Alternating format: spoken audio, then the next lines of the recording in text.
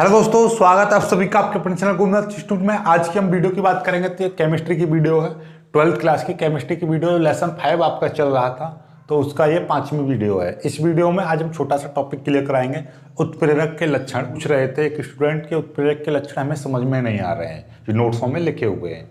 तो नोट्सों की मैं बात बता दूं, इस चैप्टर के नोट्स हमने पहले ही अपलोड कर दिए हैं। जो बच्चे नए हैं, जो पहली बार इस वीडियो को देख रहे हैं, तो इस चैप्टर के जो नोट्स हैं वो डिस्क्रिप्शन में लिंक दे रखी है, वहाँ से जाकर डाउनलोड कर सकते हो। ठीक है। फिर इसके बाद हम वर्णात्मकता समझेंगे। वर्णात्मकता कोई कहीं ऐसे लिखा होता है तो कहीं पर ऐसे लिखा होता है, इसका मतलब भी समझेंगे क्या होता है। तो स्टार्ट करते हैं। देखिएगा, सबसे पहले हम उत्प्रेरक के लक्षण। उत्प्रेरक के लक्षण से पहले मैं आपसे बता दूं कि उत्प्रेरक क्या होता है। सबको पता होगा, लेकिन फिर भी जिनको नहीं पता है उनको मैं बता दूं। उत्प्रेरक एक ऐसा पदार्थ होता है जो किसी रासायनिक अभिक्रिया की गति को परिवर्तित कर देता है, यानी कि रासायनिक अभिक्रिया के वेग को बढ़ा देता है या घटा देता है, यानी उसके वेग को परिवर्तित कर देता है। जैसे कि यदि मैं बात करूं, ये N2 एक अभिक्रिया है, N2 प्लस H2 और 3H2 कह दीजिए, तो क्या हो जाएगा 2NH3। ये अभिक्रिया बनती है इस तरीके से। जब नाइट्रोजन और हाइड्रोजन आपस में क्रिया करते हैं तो अमोनिया गैस बनती है। तो ये क्रिया अभी चल रही है, लेकिन जैसे ही यहाँ पर हम उत्प्रेरक यानी कि उत्प्रेरक Fe लगा दो या आपका MO मोलिब्डम ये लगा देते हैं तो क्या हो जाता है कि ये अभिक्रिया की दर जो है काफ़ी तेज होने लगती है, यानी कि बढ़ जाती है। तो यानी कि यही क्या है, उत्प्रेरक कहलाएगा। उत्प्रेरक का मतलब कोई एक ऐसा पदार्थ जो किसी अभिक्रिया की दर को परिवर्तित कर देता है, वही क्या कहलाता है, उत्प्रेरक कहलाता है। अब आपका उत्प्रेरक परिवर्तित करने का ऐसा ही नहीं है कि ये बढ़ा ही देगा, ये बढ़ा भी सकता है और घटा भी सकता है। समझ में आ गई बात। तो अभिक्रिया की दर को जो बढ़ा दे और या घटा दे, उसी को हम क्या कहते हैं, उत्प्रेरक कहते हैं। अब बात आती है कि और इस घटना को यानी कि इस अभिक्रिया के वेग को घटाने या बढ़ाने की क्रिया को हम उत्प्रेरण कहते हैं। ठीक है। तो उत्प्रेरक समझ में आ गया, उत्प्रेरण समझ में आ गया। यानी कि देखिएगा, ये जो पदार्थ है जो अभिक्रिया को घटा दे, अभिक्रिया के वेग को घटा देगा या बढ़ा देगा, उसको तो उत्प्रेरक कहते हैं। लेकिन जैसे इसने अभिक्रिया की दर को बढ़ा दिया तो ये घटना कि अभिक्रिया को बढ़ाने की जो अभिक्रिया के वेग को जो बढ़ाने की जो घटना है, उसको हम क्या कहेंगे, उत्प्रेरण कहते हैं।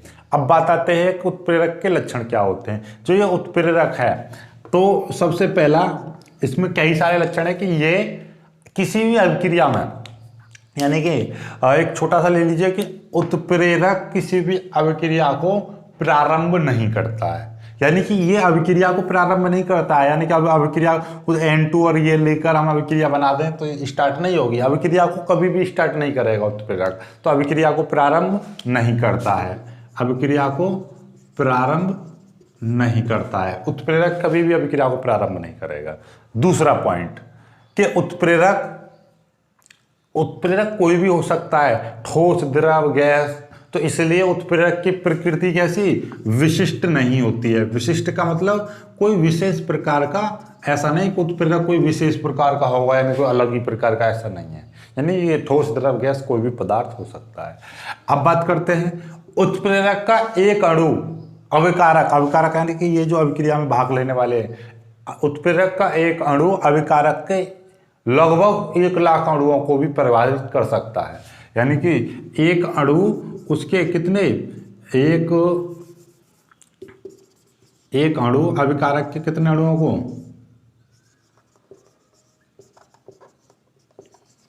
1 लाख अणुओं को या 1 लाख से भी अधिक अणुओं को प्रभावित कर सकता है उत्प्रेरक का एक अणु। तभी तो ये गति को बढ़ा देता है या घटा देता है। समझ में? और उत्प्रेरक की थोड़ी सी मात्रा ही अभिक्रिया के वेग को परिवर्तित कर देती है। ये लिख देना, यहाँ पर लिखना चाहो तो चौथे पॉइंट में, अभिक्रिया का ये उत्प्रेरक की थोड़ी सी मात्रा ही रासायनिक अभिक्रिया के वेग को परिवर्तित कर सकती है, यानी थोड़ी सी मात्रा ही। जैसे कि आपका आग जला रहे हो, आग में थोड़ी सी पेट्रोल डालने पे आग की पूरा सब कुछ बदल जाता है। यानी कि अब हम बोर्ड पे आग लगाना चाहें या किसी चीज़ में आग लगाएंगे नहीं लगेगी, लेकिन जब पेट्रोल डाल देंगे तो पेट्रोल लगेगी। अब आती है उत्प्रेरक, जैसे ये अभिक्रिया है, देखिएगा N कितने अणु हैं यहाँ पे, 2। देखो N के कितने अणु हैं यहाँ पर, 2।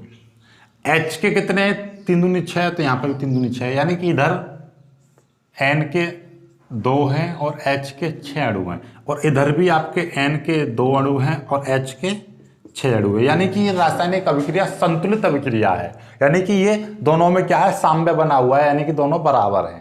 तो जब कभी भी अभिक्रिया में हम उत्प्रेरक लगा देते हैं तो उत्प्रेरक कभी भी रासायनिक अभिक्रिया के साम्य को परिवर्तित नहीं करता है। साम्य का मतलब समझ में आ गया, यानी कि इधर जितने अणु हैं उधर इतने अणु हैं, तो इन दोनों पर कोई फर्क नहीं पड़ेगा। उत्प्रेरक क्योंकि वो बीच में रहता है, यानी यहाँ पर आएगा, उत्प्रेरक यहाँ पर आएगा, इसलिए अभिक्रिया के साम्य अवस्था पर। ऐसा नहीं कि उत्प्रेरक आ गया तो अभिकारक का मान ज़्यादा बढ़ जाएगा या उत्प्रेरक का मान यानी उत्पाद का मान ज़्यादा बढ़ जाएगा या घट जाएगा, नहीं, ये किसी भी अभिक्रिया के साम्य को परिवर्तित नहीं करता है, यानी कि साम्य को परिवर्तित नहीं करता है। समझ में आ गई बात, साम्य को परिवर्तित नहीं करता है। क्लियर है? साम्य को परिवर्तित क्यों नहीं करता है? क्योंकि ये बीच में रहता है, यानी कि ये अभिक्रिया जितनी इधर है उत्पाद में जितने अणु होंगे उतने ही इधर अणु होंगे, यानी इसका जितना भी मॉलिक्यूलर वेट होगा उतना ही इसका मॉलिक्यूलर वेट होगा, इस पर कोई फर्क नहीं पड़ता है। तो मतलब समझ में आ गया, यानी कि किसी भी रासायनिक अभिक्रिया के साम्य को परिवर्तित नहीं करता है, यानी कि उत्प्रेरक किसी भी रासायनिक अभिक्रिया के साम्य को परिवर्तित नहीं करता है।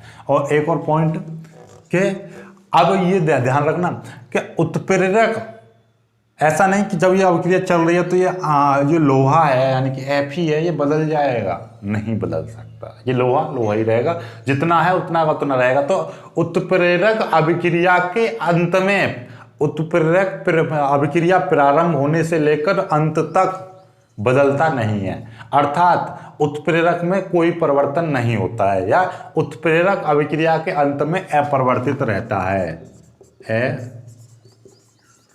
अपरिवर्तित रहता है। यानी उत्प्रेरक कैसा रहेगा, उत्प्रेरक में कोई चेंज नहीं आएगा, यानी ये अभिक्रिया बन के समाप्त हो जाएगी, लेकिन ये ज्यों का त्यों रहेगा। ये कोई भी इस उत्प्रेरक के मान में, उत्प्रेरक के वजन में, उत्प्रेरक के जो वेट है मॉलिक्यूलर वेट, उसमें उसकी संरचना में कोई अंतर नहीं आएगा। उत्प्रेरक जैसा है वैसा का वैसा रहेगा। समझ में आ गई बात? तो यानी कि उत्प्रेरक अपरिवर्तित रहता है। एक और लिखना चाहो तो अभिक्रिया के अंत में उत्प्रेरक की आकृति, भार, उसके अणुभार में कोई चेंज नहीं आता है, वो जैसा प्रारंभ में था वैसा ही अंत में पाया जाता है, यानी उत्प्रेरक में कोई भी चेंज नहीं आता है। तो क्लियर हो गए, यानी आई होप कि ये सारे के सारे आपको पॉइंट्स क्लियर हो गए होंगे। ठीक है, अभी हम उत्प्रेरण की क्रिया विधि बताएंगे, ये किस तरीके से अभिक्रिया के वेग को बढ़ा देता है वो आगे पढ़ेंगे, चिंता मत करो। एंजाइम उत्प्रेरण की क्रिया विधि इस तरीके से। ठीक है, फिलहाल लक्षण समझ में आ गए। अब हम बात कर लेते हैं कि ये वर्णात्मकता क्या है। अब हम इसको समझते हैं वर्णात्मकता।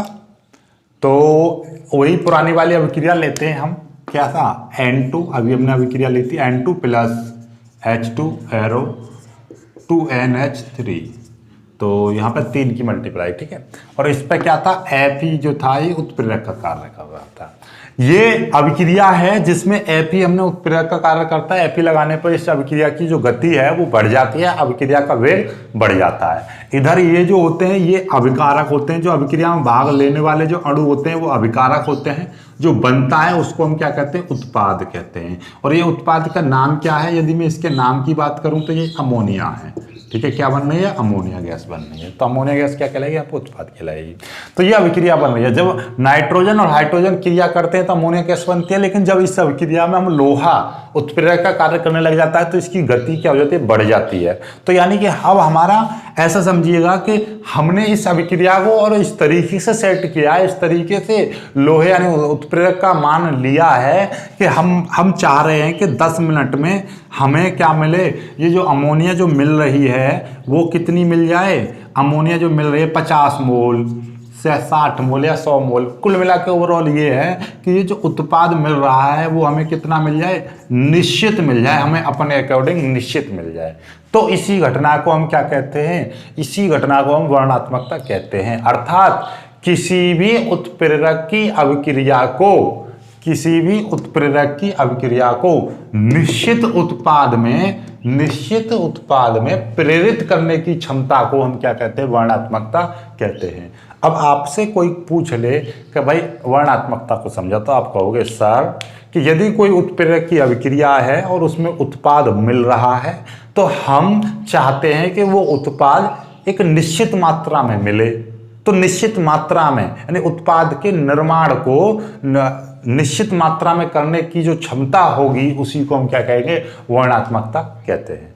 तो किसी रासायनिक अभिक्रिया को उसके उत्पाद के निर्माण में यानी निश्चित उत्पाद के निर्माण में, क्या एक वर्ड जरूर लगाना, क्या निश्चित उत्पाद के निर्माण में, ठीक है, ये चीज जरूर लगानी है। निश्चित उत्पाद के निर्माण में प्रेरित करने की घटना को या प्रेरित करने की क्षमता को, प्रेरित करने की क्षमता लगा दीजिए, क्षमता ज़्यादा बेटर रहेगी।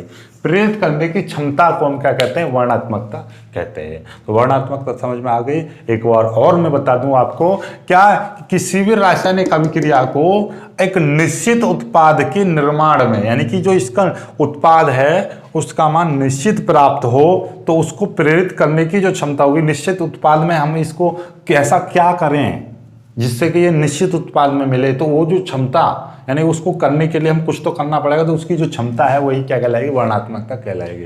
तो अब आपसे बोले कि कोई भी रासायनिक अभिक्रिया है और उसमें हम चाहते हैं कि निश्चित उत्पाद मिले, तो आप कहोगे कि वो किसके द्वारा होगा, वर्णनात्मकता के द्वारा होगा। यानी वर्णनात्मकता ये क्या है कि वो एक ऐसी क्षमता होती है कि जिसके द्वारा कोई भी उत्पाद निश्चित मात्रा देने लगता है, यानी कोई भी अभिक्रिया का जो उत्पाद है वो निश्चित मात्रा में मिलने लगता है। आई होप कि ये वाला सब कुछ समझ में आ गया होगा। ठीक है, तो समझ में आ गया, वीडियो को लाइक कर देना, चैनल को सब्सक्राइब कर लेना और जो अपने दोस्तों के पास वीडियो को शेयर कर देना।